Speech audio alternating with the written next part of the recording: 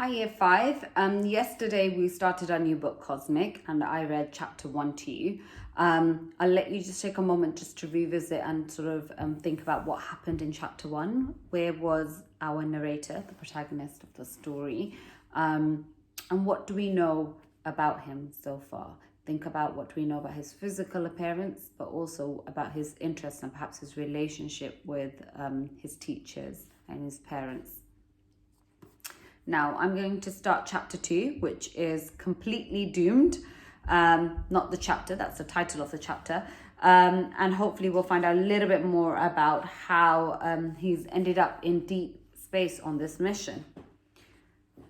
The slightly worrying thing is that I'm sort of enjoying this. Being doomed is not good, but being weightless is outstanding. Every time I lean forward, I do a perfect somersault. When I stretch my arms in the air, I levitate. Back on Earth, my only special skills are being above average in maths and height. Up here, I've got so many skills, I'm practically a Power Ranger. Then there's the stars.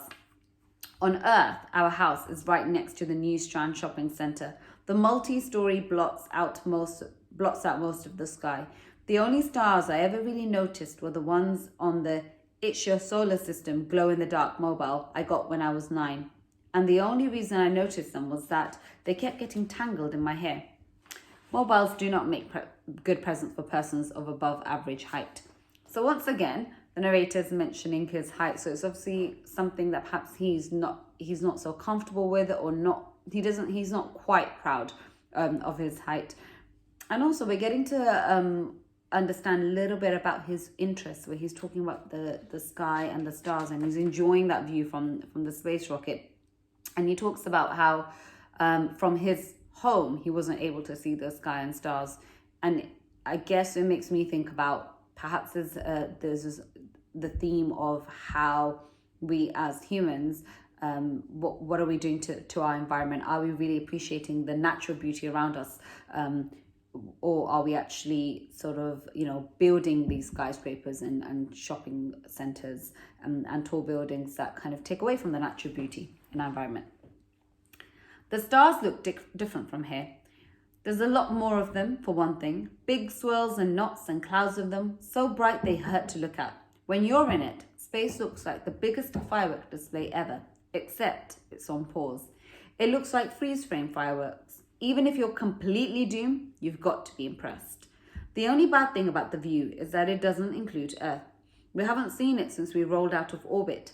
I said to the others, well, it must be somewhere. We're probably just facing the wrong way. We'll find it, definitely. But that didn't seem to calm them down.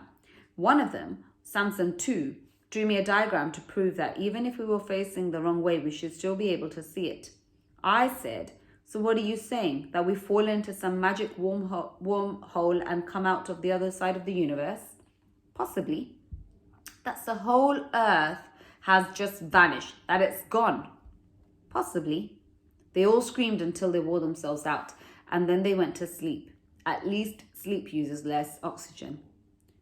So why do you think the narrators mentioned sleep uses less oxygen? And think about it. How do astronauts survive in space, and why is he actually glad that some of them are going to sleep? I've tried to imagine that there's someone on the other end of this phone, someone unusually quiet.